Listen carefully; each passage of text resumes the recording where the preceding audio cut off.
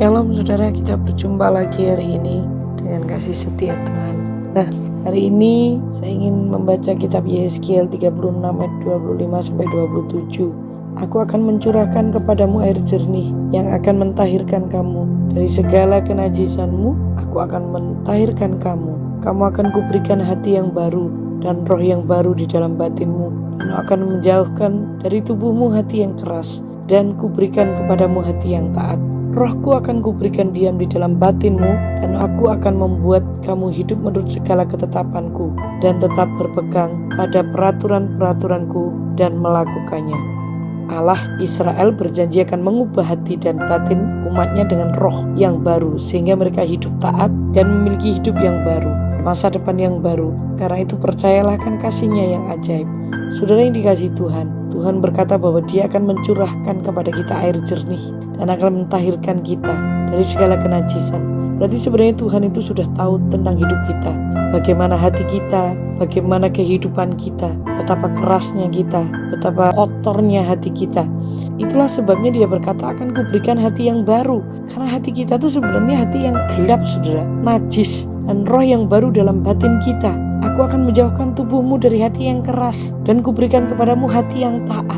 Kenapa Tuhan berkata seperti itu di kitab Yeskiel? Ini berbicara tentang Roh Kudus. Dia akan memberikan Roh Kudus-Nya kepada kita yang membuat saudara dan saya itu memiliki hati yang taat. Karena pada umumnya manusia itu tidak taat. Bukan hati yang keras, tapi hati yang lembut. Tanpa Roh Kudus, manusia tidak akan menyadari kesalahannya. Tanpa pimpinan Roh Kudus, hati kita akan menjadi keras. Tanpa pimpinan Roh Kudus, sebenarnya hati kita itu kotor sekali, saudaraku. Bahkan Dia berkata, rohku akan kuberikan diam dalam batinmu. Aku akan membuat kamu hidup menurut segala ketetapanku, dan tetap berpegang pada peraturan-peraturanku dan melakukannya. Jadi sebenarnya Roh Kudus yang dijanjikan Tuhan itu akan menolong saudara dan saya untuk menjadi pelaku firman, untuk melakukan ketetapan-ketetapannya. Kita tidak bisa melakukan ketetapan firman kecuali Roh Kudus menolong kita. Kita tidak akan mampu menjadi pelaku kecuali kita bergantung kepada Roh Kudus.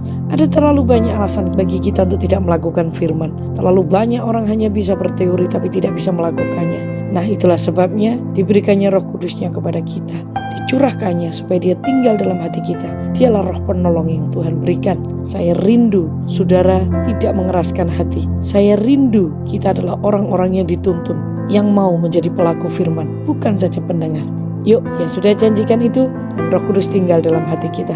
Bapa, terima kasih buat Roh-Mu, karena bersama dengan Roh-Mu maka Kau ubahkan hidup kami, Kau lembutkan hati kami, Kau membuat kami mampu melakukan firman-Mu, dan kami mentaati firman-Mu. Itu yang terpenting dalam hidup kami.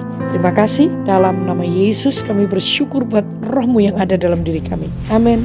Sampai bertemu, Tuhan memberkati.